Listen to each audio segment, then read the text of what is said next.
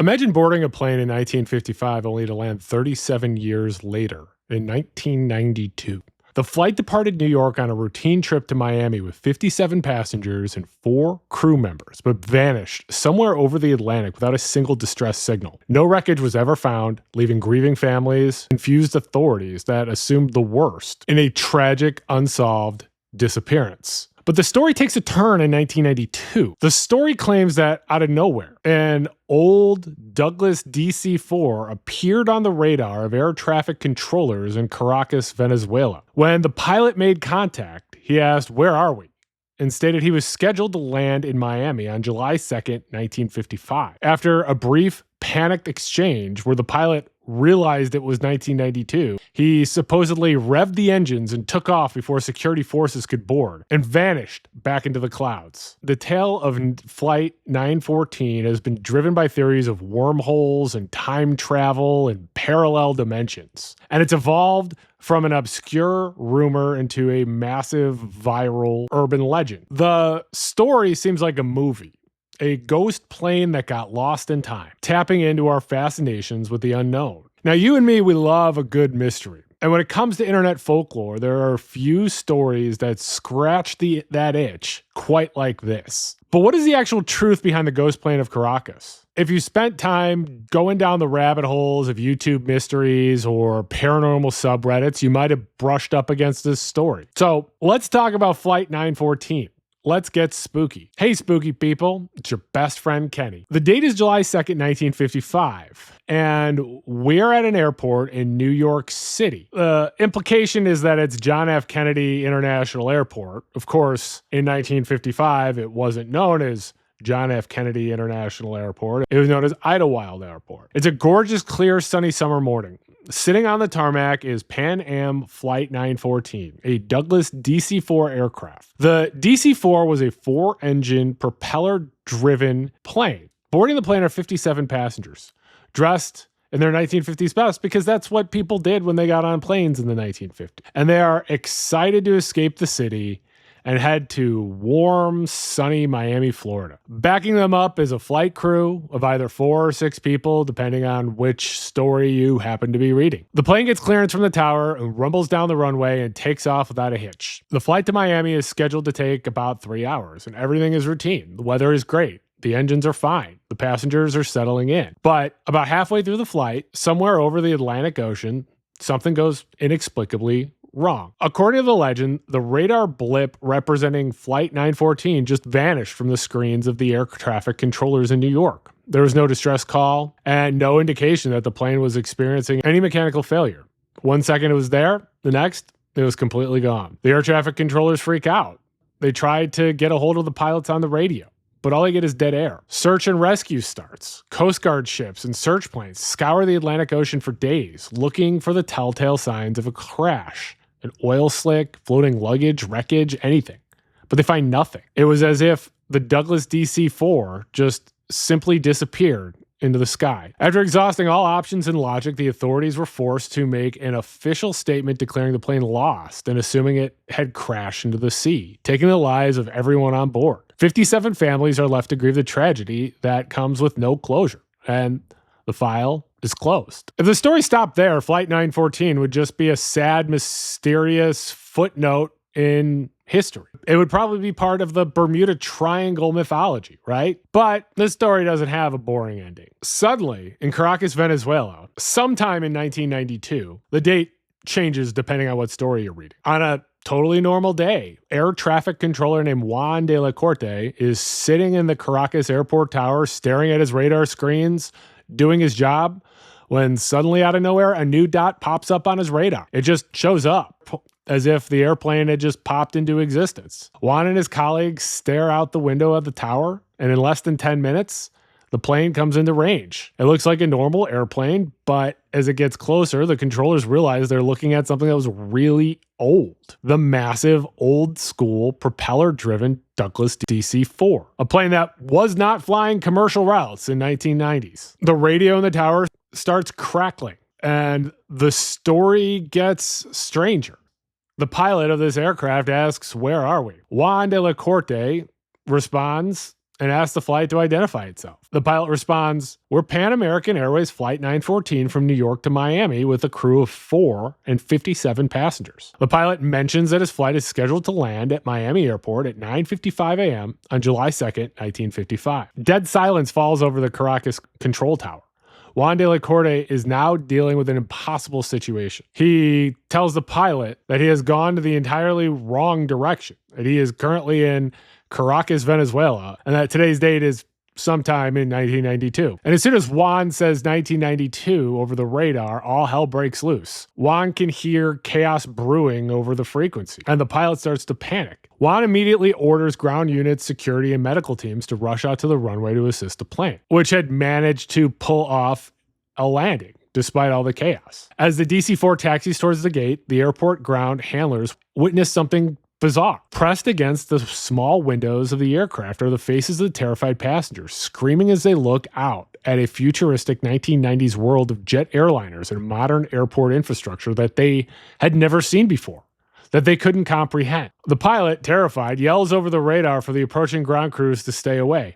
He opens a small cockpit window and waves a clipboard, warning the Venezuelan security teams to not come any closer. During the waving, a tiny piece of paper slips out of the window and flutters down onto the tarmac, a small pocket calendar from the year 1955. Without getting clearance from the tower, the pilot turns the roaring DC-4 around on the tarmac, lines up with the runway, and takes off. The plane lifts back into the sky, climbs rapidly, and completely disappears from the radar just as suddenly as it arrived. Neither the plane nor the 61 people on board are ever seen again. The only physical proof of the entire encounter is the pristine 1955 pocket calendar left sitting on the Caracas runway. And this, of course, is confiscated by the governments of Venezuela and the United States. Over the years, the internet has mutated the dialogue to include bizarre details. In one odd version floating around the internet, the controller Juan de la Corte claims he realized the pilot was his lost friend George.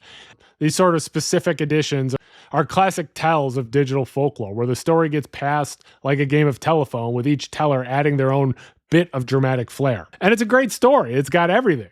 But as you've realized, it's 100% fabricated. Every detail, from the names of the controllers to the passenger counts, is completely made up. But how did this hoax get this much traction? Well, we got to look at the source. The story didn't come from a declassified government document. It came from the checkout aisle of an American supermarket in 1985. The origin of the Pan Am Flight 914 legend is a tabloid called the Weekly World News. You might remember it from waiting in line at the grocery store. The Weekly World News was an infamous black and white tabloid that thrived in the 80s and 90s. And unlike typical tabloids that spread rumors about celebrities, the Weekly World News was absurd. This is the publication that gave us Bat Boy, ran stories about a time traveler getting busted for insider trading on Wall Street, and published doctored images of giant skeletons, and wrote about a guy who successfully sued himself after hitting himself in the head with a boomerang. It was pure fiction masquerading as news for entertainment value. On May 7th, 1985, a writer for the tabloid named Derek Klontz published an article titled The Riddle of Flight 914. And this is the first time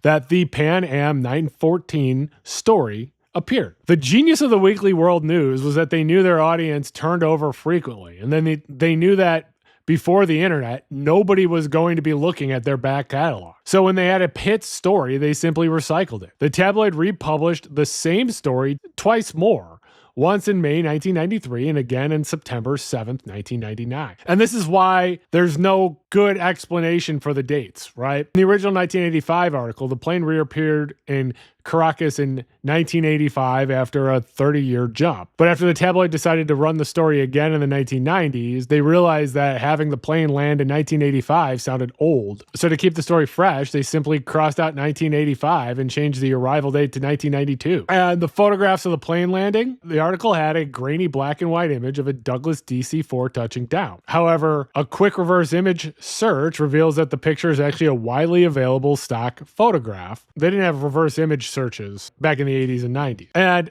the plane wasn't even a Pan Am plane. It was a TWA plane. Pop culture historians have also pointed out that Derek Klotz didn't exactly come up with the premise himself. The story has a resemblance to a classic 1961 episode of The Twilight Zone titled Odyssey of Flight 33.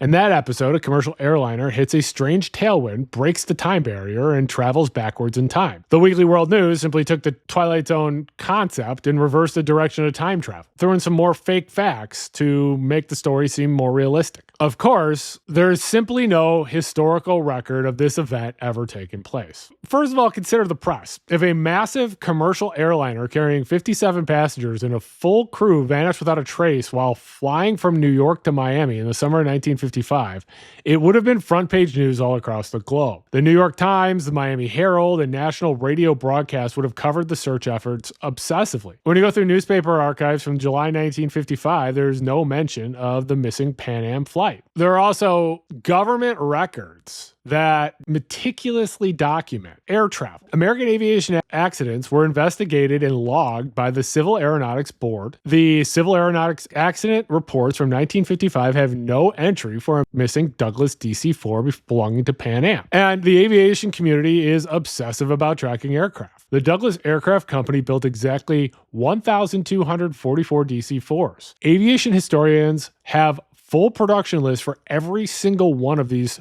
1,244 planes, tracking their tail numbers from the day they rolled off the assembly line to the day they were scrapped or crashed. There's no indication in any of these production lists that a Pan Am DC-4 vanished under the circumstances discussed in the legend. Okay, so the story's debunked. It's a goofy tabloid hoax from the 1980s that falls apart if you do any research. Why are people still talking about it today? That's because the internet is a machine perfectly designed to launder old stories into new viral stories. When the Weekly World News stopped existing in print form, its stories didn't die. They were just adapted for digital engagement farming. The Pan Am 1914 legend experienced a resurgence in the late 2010s thanks to YouTube channels and social media. And of course, these videos don't start the video by saying, here's a funny hoax from an old tabloid. This story is presented as a true story. There might be spooky ambient music or dramatic sound effects and probably very serious narration to recount the 1955 disappearance. It might even add newly fabricated details that weren't in the original article. Then, maybe, the narrator might briefly reveal that the story is actually a known fabrication towards the end of the video. And this is on purpose. In this attention economy, algorithms reward watch time, comments, and shares. Millions of viewers who were captivated by the amazing true story in the first 5 minutes likely would share this story to post it on their own social media, long before they'd even find out that the story is fake. And today the hoax is so well known that it's become an inside joke amongst aviation professionals. If you go to the subreddit r/aviation, you'll regularly see confused outsiders dropping in to ask if the Pan Am 914 story is real. And the community's response is usually exhaustion and sarcasm. In other words, it's become a meme. When you trace the lineage of the silly hoax of Pan Am Flight 914 to the era of modern social media, you find an undeniable truth about human nature. We simply love to be deceived. When people stood in the grocery store checkout line in 1985 and read about a plane dropping out of a time portal into Caracas, they had to have known deep down that it was fake. But they bought the paper anyway. It was a fun escape from a boring reality. It allowed them to imagine a universe where stuff like that actually happens. The YouTube and social media algorithms resurrected the story decades later to capitalize on the exact same desire. Today, the technology might have changed, but our psychology is nearly the same. We don't need a printing press to create a global myth. A single prompt into an AI model can generate a photo of an event that never happened, and the algorithms will push it to millions of people who want that itch in their brain scratched. The legend of Pan Am Flight 914 is a case study in how a lie is built, recycled, and embedded into our culture to become an urban legend. It shows us that misinformation isn't an accident. It's a product because there is a demand for it. As we go deeper into a time where fake stories flood the internet, we can't just be fact-checking by Googling things. We need to understand our own vulnerabilities. We have to recognize that the most dangerous and convincing illusions are the ones that we actively choose to believe. Please subscribe to this channel, The Spooky Lawyer. Please like, share this video. If you'd like to support this channel, you could become a member of this channel, I appreciate you considering that. You can also support me by just continuing to watch my videos and liking, sharing, commenting on my videos. And I do appreciate you watching my videos. And please stay spooky.